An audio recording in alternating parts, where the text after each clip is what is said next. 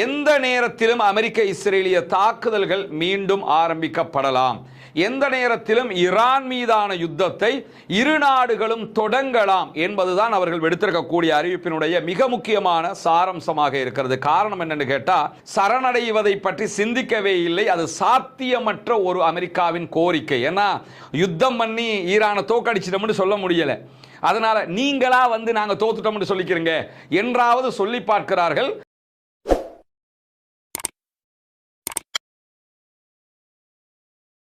அன்புக்கினிய சகோதர சகோதரிகளே, நம் அனைவர் மீதும் ஏக இறைவனுடைய அமைதியும் கருணையும் உண்டாகட்டுமாக என்கிற உயரிய பிரார்த்தனைகளோடு, பாலஸ்தீன மீதான இஸ்ரேலிய ஆக்கிரமிப்பு இராணுவத்தினுடைய 2 ஆண்டு கால யுத்தம் முடிவுக்கு வந்து ஒரு யுத்த நிறுத்தமாக மாற்றப்பட்டு இன்றோடு 204வது நாட்களை நாம் கடந்து கொண்டிருக்கக்கூடிய இந்த சூழல்ல என்னவெல்லாம் நடக்கிறது? மத்திய கிழக்கில் குறிப்பாக அமெரிக்க இஸ்ரேலிய ஆக்கிரமிப்பு இராணுவங்களால் முன்னெடுக்கப்பட்ட ஈரானுக்கு எதிரான யுத்தம் ஒரு யுத்த நிறுத்தமாக தற்போது நடைமுறையில் இருக்கக்கூடிய சூழல்ல இந்த யுத்த நிறுத்தம் நிரந்தர யுத்த நிறுத்தமாக மாறுமா இல்லையா, அடுத்தது என்ன என்பதை பற்றிய செய்திகள் தான் இன்றைக்கும் கிடைத்திருக்கின்றன. குறிப்பாக இன்றைக்கு வெளியாகி இருக்கக்கூடிய ஒரு முக்கியமான செய்தி என்னன்னா, அமெரிக்க அதிபர் டொனால்ட் ட்ரம்ப் இன்றைக்கு தன்னுடைய ஆதரவாளர்களுக்கு மத்தியிலே உரையாற்றி இருந்தார்.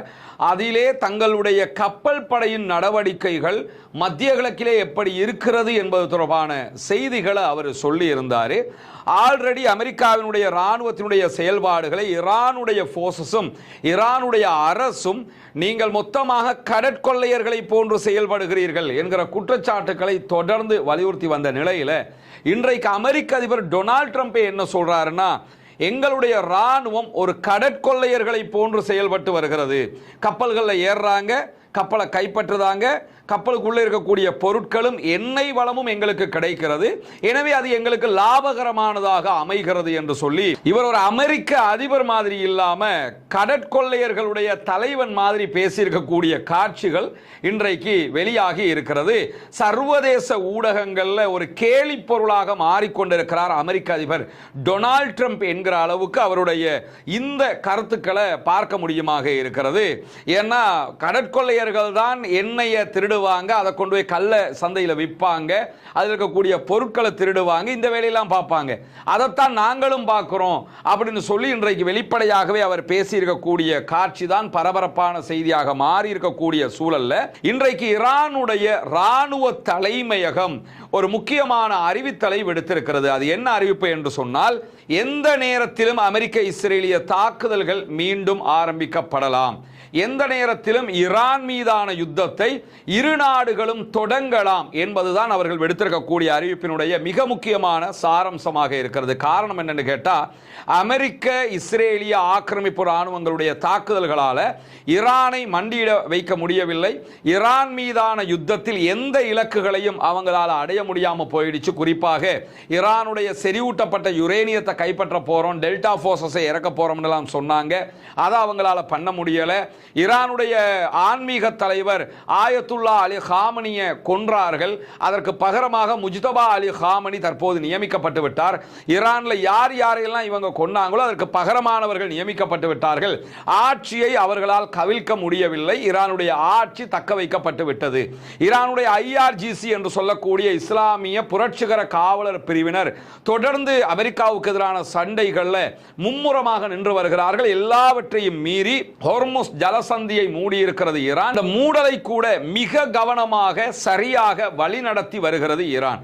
எனவேதான் மத்திய கிழக்கு நாடுகளுக்கு பிசினஸ் பண்ண முடியல, வெளிநாடுகள் எதுவும் மத்திய கிழக்கில் இருந்து பெட்ரோலை இறக்குமதி செய்ய முடியாத திண்டாட்டங்கள் இருக்கக்கூடிய சூழல்ல ஹொர்முஸை ஓபன் பண்ணணுமாக இருந்தால் பேச்சுவார்த்தைகள் வெற்றிகரமாக அமைய வேண்டும். பேச்சுவார்த்தைகளுக்குரிய புதிய ப்ரொபோசல் என்ன ஈரான் கொடுத்திருந்தாங்க, அந்த ப்ரொபோசலை அமெரிக்க அதிபர் டொனால்ட் ட்ரம்ப் மறுத்துட்டார், நாங்கள் ஏத்துக்கிற முடியாதுன்னு சொல்லிட்டாரு.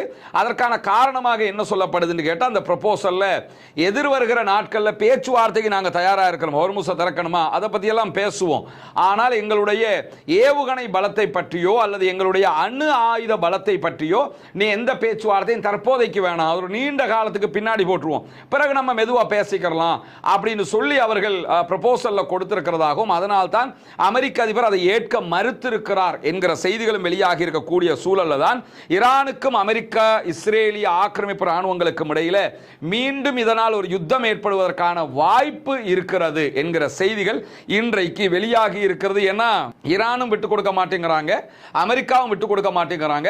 ரெண்டு தரப்புமே ஒரே பிடியாக நிற்கிறார்கள். ஈரான் எப்படியுமே விட்டு கொடுக்க வேண்டிய அவசியம் கிடையாது.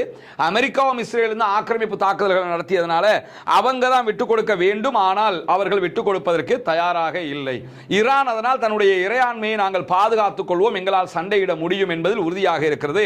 அமெரிக்க அதிபர் டொனால்ட் ட்ரம்பினுடைய ஐடியாவாகவே எது இருந்ததுன்னு கேட்டா, நீங்க ஹொர்முஸை மூடி இருக்கிறீங்க, நாங்களும் மாறி ஹொர்முஸை மூடுறோம், நாங்களும் மூடினதுக்கு பிறகு நீங்களும் மூடி வச்சிருக்கிறீங்க, எப்படி உங்களுக்கு பொருட்கள் வருதுன்னு பார்ப்போம். எனவே ஈரான் தாக்கு பிடிக்காது, ஈரானுக்கு பொருட்கள் தேவைப்படும், அதனால திரும்ப அவங்க தலை வணங்கிக்கிட்டு வருவாங்க என்றெல்லாம் நினைச்சாரு. அந்த நம்பிக்கை எல்லாமே தவிடுபடியாக்கப்பட்டு விட்டது. ஈரான் மசியவில்லை. ஈரானுக்கு அவர்களுடைய நிலப்பரப்பு வழியாக வேண்டிய பொருளை எல்லா நாட்டிலையும் வந்து எடுக்க முடியும்ங்கிறதுனால அதை நாங்க பார்த்துக்கிறோம், அது எங்க பிரச்சனை, உங்க பிரச்சனையை நீங்க பார்த்துக்கிறீங்கன்னு சொல்லிட்டு எந்த பேச்சுவார்த்தைக்கு முடியாது என்கிற நிலை தற்போது நடைமுறையில் இருக்கக்கூடிய காரணத்தினால ஈரான் யுத்தத்திற்கு தயாராகிறது. ஒவ்வொரு முறையும் நாங்க பல விட்டுக் கொடுப்புகளை செஞ்சிருக்கிறோம், ஆனால் அமெரிக்கா விட்டுக் கொடுப்புகளை செய்யவில்லை. அமெரிக்கா மீண்டும் மீண்டும் பேச்சுவார்த்தைகளுடைய கோரிக்கைகளை முறியடித்து தாக்குதல்களை தான் நடத்தி இருக்கிறது என்று சுட்டிக்காட்டக்கூடிய ஈரானுடைய அதிகாரிகள் மேலதிகமாக என்ன சொல்லியிருக்கிறாங்கன்னு கேட்டா, அமெரிக்கா முன்வைக்கக்கூடிய கோரிக்கைகள் பேச்சுவார்த்தைக்கான கோரிக்கைகளே இல்லை அப்படிங்கிறாங்க. ஏன்னா பேச்சுவார்த்தைன்னா அதுக்கேற்ற மாதிரி நெகிழ்வுத்தன்மையோட நீங்க வைக்கிறத நாங்க ஏத்துக்கிற மாதிரி இருக்கணும், நாங்க சொல்றதை நீங்க ஏத்துக்கிற மாதிரி இருக்கணும். ஆனா இங்க ரெண்டுமே கிடையாது. குறிப்பாக அமெரிக்கர்கள் ஈரான் சரணடைய வேண்டும் என்று எதிர்பார்க்கிறார்கள். நாங்கள் ஒருபோதும் சரணடைவதை பற்றி சிந்திக்கவே இல்லை. அது சாத்தியமற்ற ஒரு அமெரிக்காவின் கோரிக்கை. ஏன்னா யுத்தம் பண்ணி ஈரானை தோக்கடிச்சிட்டோம்னு சொல்ல முடியல. அதனால நீங்களா வந்து நாங்க தோத்துட்டோம் சொல்லிக்கிறீங்க என்றாவது சொல்லி பார்க்கிறார்கள். ஆனால் அதற்கும் ஈரான் மசிவதாக இல்லை. எனவே அடிப்படையில் ஒரு யுத்தம் நடப்பதற்கான வாய்ப்பு இருக்கிறது என்று ஈரானுடைய அனைத்து படைப்பிரிவுகளும் மீண்டும் தயார் நிலையில் வைக்கப்பட்டிருக்கிறது என்கிற செய்திகள் இன்றைக்கு வெளியாகி இருக்கக்கூடிய சூழல்ல தான் மேலதிகமாக ஈரான் இன்றைக்கு இன்னும் ஒரு விதிமுறையையும் ஹொர்முஸ் ஜலசந்திக்கு விதித்திருக்கிறது. என்னன்னா, பேச்சுவார்த்தைகள் நடந்து சமாதானமே வந்தாலும் ஹொர்முஸை நாங்க திறந்தாலும் அமெரிக்காவினுடைய ஆயுத கப்பல்கள் ஹொர்முஸில் பயணிக்க கூடாது. எண்ணெயை ஏற்றுமதி பண்ணுங்க, தேவையானதை இறக்குமதி பண்ணுங்க, அதெல்லாம் பண்ணிக்கலாம். அமெரிக்காவுடைய ராணுவ தளங்கள், அமெரிக்கன் பேஸ் இருக்குதா இல்லையா, இந்த பேஸுக்கு தேவையான ஆயுதங்களை கடல் வழியாக ஹொர்முஸ் வழியாக நீங்க கொண்டு போக கூடாது. நீ தரை வழியாக கொண்டு வந்துக்க, விமானத்தில் கொண்டு வந்துக்க, அது உன்னுடைய பிரச்சனை. ஆனா கடல் வழியாக கொண்டு போக கூடாது என்கிற தடையையும் அவர்கள் இன்றைக்கு விதித்திருக்கக்கூடிய சூழல்ல தான் எரிபொருள் விலை உயர்வால அமெரிக்காவினுடைய மலிவு விலை விமான நிறுவனமாக அறியப்பட்டிருக்கக்கூடிய ஸ்பிரிட் ஏர்லைன்ஸ் இன்றைக்கு தன்னுடைய சேவையை முற்றுமுழுதாக நிறுத்துவதாக அறிவித்திருக்கிறது. நீங்க பார்க்கக்கூடிய இந்த காட்சி வந்து ஸ்பிரிட் விமான நிறுவனத்தினுடைய ஒரு விமானத்தினுடைய காட்சி. அமெரிக்காவில் செயல்படுகிற விமான நிறுவனங்கள்ல ரொம்ப மலிவான, மக்கள் நிறைய பயன்படுத்துகிற விமான நிறுவனம், 34 ஆண்டுகளாக செயல்பட்ட ஒரு விமான நிறுவனம்.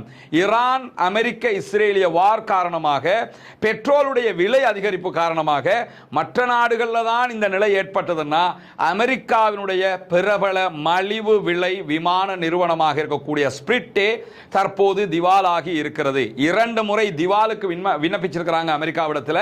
நாங்க திவாலாகிக்கிட்டு இருக்கிறோம், அரசாங்கமாவது காசு வந்து எங்களை காப்பாத்துங்கன்னு. அதற்கு அமெரிக்கா அரசாங்கம் எந்த விதமான ரெஸ்பான்ஸையும் பண்ணல. தாங்களே நஷ்டம் அடைந்து விட்டதாக, இனிமேல் விமான நிறுவனத்தை தொடர முடியாது, பெட்ரோல் விலை அதிகம், எங்களால் கண்ட்ரோல் பண்ண முடியாது என்று சொல்லி அவர்கள் தங்களுடைய விமான நிறுவன சேவைகளை நிறுத்துவதாக அறிவித்திருக்கிறார்கள். கிட்டத்தட்ட 17,000 பேருடைய தொழில் வாய்ப்புகள் மொத்தமாக நாசமாகி இருக்கிறது. அமெரிக்க அதிபர் டொனால்ட் ட்ரம்ப் செஞ்சதும் செஞ்சான், வச்சு செஞ்சுக்கிட்டு இருக்கிறாப்ல எல்லாரையுமே. எவ்வளவு பெரிய நஷ்டம் இதுல ஏற்பட்டிருக்குன்னு பாருங்க. ஆல்ரெடி இந்தியாவினுடைய பல விமான நிறுவனங்கள் எங்களால் முடியலன்ட்டாங்க. அதே மாதிரி இப்ப அமெரிக்காவுடைய விமான நிறுவனங்களே இதை சொல்ல ஆரம்பிச்சுட்டாங்க. இதுக்கெல்லாம் ஒரே வழி, ஈரான் அவன் பாட்டில் விடுறது மட்டும்தான், தவிர வேறு எந்த வழியும் கிடையாதுங்கிறதை நம்ம புரிஞ்சுக்கிறோம். அதே மாதிரி இன்றைக்கு யமனுடைய கடற்பகுதிகளில் ஒரு கப்பல் தாக்குதலுக்குள்ளாகி இருக்கிறது, கடத்தப்படுகிறது என்கிற செய்திகள் இன்றைக்கு வெளியாகி இருந்தது. அந்த செய்தியை பிரித்தானியாவினுடைய கடல் பாதுகாப்பு சேவை மையம் தான் அறிவித்திருந்த நிலையில சற்று நேரத்துக்கு முன்பதாக வெளியாகி இருக்கக்கூடிய தகவல்கள் பிரகாரம் ஆயுதமேந்திய நபர்கள் எண்ணெய் கப்பலை கைப்பற்றியதாக யமனுடைய கடலோர காவல் படை அறிக்கை வெளியிட்டிருக்கிறது. இந்த கடலோர காவல் படைங்கிறது ஹூதீஸுக்கு சொந்தமானது கிடையாது. இது சவுதி ஆதரவு பெற்ற அரசாங்கத்துக்கு சொந்தமான கடலோர காவல் படையாக இருக்கு. அவங்க தான் இன்னைக்கு விடுத்திருக்கக்கூடிய அறிவிப்பில் என்ன சொல்றாங்கன்னா, அடையாளம் தெரியாத ஆயுதமேந்திய நபர்கள் எம்டி யுரேகா என்கிற பாரிய எண்ணெய் டேங்கர் மேலே ஏறி அந்த கப்பலை கடத்தி இருக்கிறார்கள். இந்த கப்பல் சோமாலிய கடல் பரப்புக்கு எடுத்து செல்லப்படுகிறது என்கிற செய்திகளும் சொல்லப்பட்டிருக்கிறது. இந்த இடத்துல நேற்றைய தினமே நம்ம சொல்லியிருந்தோம், சோமாலியா கடற்கொள்ளையர்கள் என்கிற அந்த தரப்பு களத்துக்கு வந்திருக்கிறாங்க. அவங்க இந்த கடல் கொள்ளையர்கள் கொள்ளையர்களும் இருக்கிறாங்க, இல்லன்னு யாரும் மறுக்கல. ஆனால் சோமாலியாவுடைய போர்சஸே இந்த வேலையை பண்றாங்கிறது உலகத்துக்கு தெரியும். அந்த நாட்டை பல பேரும் ஆக்கிரமிச்சிருக்கும் போது அந்த நாட்டை வழி நடத்தணும், அதுக்காக இந்த வேலையை பண்ணுவாங்க. இப்ப இந்த நடக்கக்கூடிய சம்பவங்களை பார்த்தீங்கன்னா, ஈரான் இந்த கப்பலையும் கடத்தல, அதே மாதிரி யமன்ல இருக்கக்கூடிய ஹவுதீஸ் ரெட் சீல எதையுமே கடத்தல. ஆனா சோமாலியாவை சேர்ந்தவர் இந்த வாரத்துக்குள்ள 5ஆவதாக கடத்தப்பட்டிருக்கக்கூடிய பாரிய கப்பலாக இருக்கிறது. எனவே இது அடுத்த தலையிடிய தற்போது தலைவனுக்கு கொடுக்க போகுதுங்கிறது மட்டும் மிக தெளிவாக தெரியக்கூடிய சூழல்ல இன்றைக்கு வெளியாகி இருக்கக்கூடிய இன்னும் ஒரு முக்கியமான செய்தி என்னன்னு கேட்டா, இஸ்ரேல்ல கிறிஸ்தவர்களுக்கு எதிரான தாக்குதல்கள் அதிகரித்து வருகிறது என்கிற செய்திகள் இன்றைக்கு வெளியாகி இருக்கிறது. இஸ்ரேலிய ஆக்கிரமிப்பு ராணுவமும் அங்கிருக்கக்கூடிய ஜியோனிஸ்டுகளும் யூதர்களும் தொடர்ந்து இஸ்லாமிய அப்பாவிகள் மீது தாக்குதல்களை நடத்துவது நமக்கெல்லாம் தெரியும். இப்பொழுது கிறிஸ்தவ கன்னியாஸ்திரி ஒருவரை நேற்றைய தினம் அவர்கள் கடுமையாக தாக்கி கீழே போட்டு மிதிச்சு அவதிகள் எல்லாத்தையுமே கொடுத்து, இப்படியும் ஒரு மனித மிருகங்கள் நடக்குமா என்று சொல்லுகிற அளவுக்கு அந்த கிறிஸ்தவ கன்னியாஸ்திரி சகோதரி ரொம்ப அவதிப்படுகிற அளவுக்கு நிலைமை மாறி இருந்தது. அந்த வீடியோக்கள் எல்லாம் கூட வெளியாக இருந்த நிலையில இன்றைக்கு பிரான்ஸ் இதற்கு கடுமையான கண்டனம் தெரிவித்திருக்கிறது. புனித பூமியிலேயே காலாகாலமாக கிறிஸ்தவர்களுக்கு இப்படியான அழிவுகளை நீங்கள் செய்து வருகிறீர்கள், அதை ஏற்றுக்கொள்ள மாட்டோம் என்று சொல்லி இருக்கிறார்கள். இப்பதான் பிரான்சுக்கு கொஞ்சம் கண்ணு திறக்குது, மற்ற நாடுகளுக்கு திறக்குது. ஏன்னா யூதர்கள் இந்த ஜியோனிஸ்டுகள் எப்படிப்பட்டவங்கிறத இனியாவது கிறிஸ்தவர்கள் புரிந்து கொள்வார்கள். உலகத்தில் இருக்க பல பொதுமக்கள் புரிந்து கொண்டு விட்டார்கள். இந்த கிறிஸ்தவ ஆட்சியாளர்கள் இருக்கிறாங்கல்ல, அவங்களுக்கு இனித்தான் புரியறதுக்கு நேரம் கிடைக்கும். காரணம் என்னன்னு கேட்டா, இப்ப அவங்க யாருங்கிறத வெளிப்படையாகவே காட்டிக்கிட்டு இருக்கிறாங்க. இதுதான் ஜியோனிஸ்டுகள், இதுதான் யூதர்கள் என்பதற்கு இந்த நிலையில தான் இஸ்ரேலிய ஆக்கிரமிப்பு ராணுவம் லெபனானுடைய பல பகுதிகள் மேல பல தாக்குதல்களை நடத்தி கொண்டிருக்கிற அதே நேரம் இன்றைக்கு லெபனானில் இருக்கக்கூடிய ஹெஸ்புல்லாக்கள் பீதா என்கிற பகுதிகளில் இஸ்ரேலிய ஆக்கிரமிப்பு ராணுவம் குழுமி இருந்த ஒரு வீட்டை நோக்கி தாக்குதல் நடத்தியதை ஆன் த ஸ்பாட் அந்த வீட்டுக்குள்ள இருந்த அத்தனை இஸ்ரேலிய ஆக்கிரமிப்பு ராணுவத்தை சேர்ந்தவர்களும் கொல்லப்பட்டிருக்கிறார்கள் என்கிற செய்திகள் வெளியாகி இருக்கிற அதே நேரம் நேற்று நம்ம சொன்ன மாதிரி ஹிஸ்புல்லாக்களுடைய புதிய வகை ட்ரோன் அட்டாக்கை இஸ்ரேலால கண்ட்ரோல் பண்ண முடியல என்று சொல்லி இஸ்ரேலுடைய தொலைக்காட்சி விவாதங்கள்ல பல விற்பனர்களும் வந்து இஸ்ரேலுடைய தோல்வியை பற்றி தோலுரிக்கக்கூடிய நிலைகளும் தோற்றம் பெற்றிருக்கிறது. அந்த அளவுக்கு ஹிஸ்புல்லாக்கள் பதிலடி தாக்குதலை இஸ்ரேல் மேல தொடர்ந்து நடத்தி வரக்கூடிய சூழல்ல தான் ஜெர்மன் உள்ளிட்ட ஐரோப்பாவில் இருக்கக்கூடிய அமெரிக்காவினுடைய படைகளை திருப்பி எடுப்பதாக அமெரிக்க ஆக்கிரமிப்பு ராணுவம் இன்றைக்கு அறிவிப்பு விடுத்திருக்கிறது. நேற்றைய தினம் அவங்க விடுத்த முதல் கட்ட அறிவிப்பில் ஜெர்மன்ல இருக்கக்கூடிய 5000 அமெரிக்க போர்சஸ் நாங்க எடுக்கிறோம், ரிட்டர்ன் எடுக்கிறோம் என்று சொல்லி இருந்தாங்க. ஏன்னா ஐரோப்பிய ராணுவம் தனியாக ஐரோப்பாட்ட இருந்தாலும் ஐரோப்பிய நாடுகளுக்கு நாங்க எங்க போர்சஸ் தர்றோம், நீங்க எங்களுக்கு பணம் கட்டுங்கன்றலாம் இந்த அரபு நாட்டுக்காரனை ஏமாத்தின மாதிரி அவங்களையும் பண்ணி வச்சிருக்கிறாங்க. இந்த ஈரானுக்கு எதிரான போர்ல அமெரிக்காவுக்கு ஆதரவாக ஐரோப்பிய நாடுகள் வரல, குறிப்பாக நேட்டோ வரல, அமெரிக்கா எதிர்பார்த்த எந்த நாடுமே வரல, ஜெர்மன் வரல, பிரித்தானியா வரல. அதனால இப்ப என்ன பண்றான்னு கேட்டா, உங்க நாட்டில் இருக்கக்கூடிய எங்க ராணுவத்தை நாங்க எடுக்கிறோம், ஜெர்மனுக்கு அழுத்தம் கொடுக்குறாங்க, ஜெர்மனுக்கு புதிய ஆயுதம் தர மாட்டோம்ங்கிறாங்க. பிரித்தானியாவுக்கு எதிராக பல நடவடிக்கைகளை அமெரிக்கா எடுக்குது. நீ என்னன்னாலும் எடுத்துக்க, ஹொர்முஸ்ல சண்டை பிடிக்கிறதுக்கு நாங்க வர மாட்டோம், ஏன்னா ஆல்ரெடி அடி வாங்கிட்டு இருக்கிறோம், ஈரான்காரன் எக்ஸ்ட்ரா வந்து அடி வாங்க விரும்பல அப்படின்னு சொல்லி கையை கழுவிட்டாங்க ஐரோப்பிய நாடுகள்.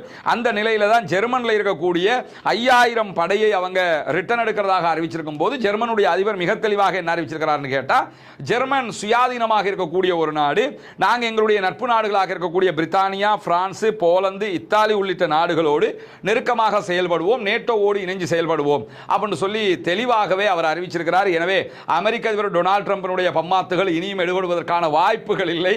ஒரே ஒரு ஆளு மொத்தமா காலி பண்ணிட்டாப்ல. அமெரிக்காவை காலி பண்ணி, நேட்டோவை காலி பண்ணி, ஐரோப்பிய கூட்டமைப்புகளை காலி பண்ணி, அரபு நாட்டுக்காரன் அவங்கள நம்பி இருந்த அத்தனை பேரையுமே காலி பண்ணி, மொத்த இடத்தையுமே காலி பண்ணிட்டாப்ல. திட்ட தெளிவாக இது மற்றும் புரிந்திருக்கக்கூடிய சூழல்ல தான் ஈரான்ல இன்றைக்கும் மொசாதுக்கு உளவு பார்த்தார்கள் என்கிற குற்றச்சாட்டில் 2 பேர் மீது வழக்கு பதிவு செய்யப்பட்ட சாட்சிகளோடு நிரூபணம் செய்யப்பட்டதால் மரண தண்டனை விதிக்கப்பட்டிருக்கிறது. மரண தண்டனை நிறைவேற்றப்பட்டிருக்கிறது. நீங்க நிறைய சில ஊடகங்களை குறிப்பாக பார்க்கலாம், பிபிசி தமிழ் எல்லாம் பெரிய பெட்டக நிகழ்ச்சி எல்லாம் போட்டுக்கிட்டு இருக்கிறாங்கன்னா, ஈரான்ல அநியாயமாக கொள்ளுகிறார்கள். அநியாயமாக யாரை கொண்டாலும் அது குற்றம், அதுல எந்த மாற்று கருத்தும் கிடையாது. ஈரான் மரண தண்டனையை சட்டமாக வைத்திருக்கக்கூடிய ஒரு நாடு. உளவு வேலை பார்த்தவனுக்கு எல்லா நாடும் இதைத்தானே செய்யும். ஒரு நாட்டுக்குள்ள அந்த நாட்டுக்கு எதிராக இன்னொரு நாட்டுக்காக ஒருத்தன் வேலை பார்க்கிறான்னு சொல்லி சொன்னால் தேச துரோகமா இல்லையா? தேச துரோகம் செய்தால் அந்தந்த நாடு இந்த தண்டனையை தான் கொடுக்கும். ஆனா இப்ப அமெரிக்க இஸ்ரேலிய நாடுகளுக்கும் அவங்களுக்கு வால் பிடிக்கக்கூடிய, அவங்களுக்கு கடைக்கு போகக்கூடிய இந்த பிபிசி மாதிரியான ஊடகங்களுக்கும் இருக்கக்கூடிய பிரச்சனை என்னன்னு கேட்டா, மொசாதுக்கு வேலை பார்க்க போய்த்தானே தொங்குறான். எனவே நம்மால் இல்ல, அவன் நம்மால் போடுறாங்களே. அப்போ உங்க ஆளு உங்களுக்கு வேலை பார்த்தா அவனை எதுவும் பண்ணிடக்கூடாது. எந்த நாட்டுக்குள்ளனா நீங்க போவிய, வேலை பார்ப்பிய, அந்த நாட்டை நாசமாக்குவிய, சும்மா இருக்கணும். ஆனா அதே ஈரான் வந்து இன்னொரு நாட்டுக்குள்ள உளவு பார்த்திருந்தா என்ன பண்ணிருப்பாங்க? எல்லா நாடும் செய்கிற வேலையை ஈரான் செய்திருக்கிறது. அதனால நீங்க பெட்டக நிகழ்ச்சியில என்ன நிகழ்ச்சி போட்டாலும் அவன் அவனுடைய வேலையை பண்ணத்தான் போகிறான் என்பதையும் புரிந்து கொள்ள வேண்டும். இன்றைக்கும் 2 பேருக்கு மரண தண்டனை நிறைவேற்றப்பட்டிருக்கக்கூடிய சூழல்ல தான் இன்றைக்கும் 2 பேருக்கு மரண தண்டனை விதிக்கப்பட்டிருக்கக்கூடிய நிறைவேற்றப்பட்டிருக்கக்கூடிய சூழல்ல தான் உலகெங்கும் இருக்கக்கூடிய தொழிலாளர்கள் அத்தனை பேருமே தொழிலாளர் தினத்திலும் ஈரானுக்கு எதிரான அமெரிக்காவினுடைய யுத்தத்தை எதிர்க்கிறார்கள் அப்படின்னு சொல்லி நியூயார்க்கினுடைய மேயர் ஜஹரான் மம்தானி நேற்றைய தினம் இடம்பெற்ற மே தின கூட்டத்திலே பேசி இருக்கிறார். ஜஹரான் மம்தானி நியூயார்க்கினுடைய 1வது முஸ்லிம் மேயர் என்று அறியப்படக்கூடியவர். அமெரிக்க அதிபர் டொனால்ட் ட்ரம்பினுடைய பலத்த எதிர்ப்பு பிரச்சாரத்தை மீறி ஆட்சியில் அமர்ந்திருக்கிறார். அவர் நேற்று பேசிய மே தின கூட்ட உரையில தான் அமெரிக்காவுக்கு எதிராக ஈரானுக்கு ஆதரவாக, ஈரானுக்கு எதிரான வார நிறுத்தணும் அப்படின்னு சொல்லி பேசியிருக்கிறார்.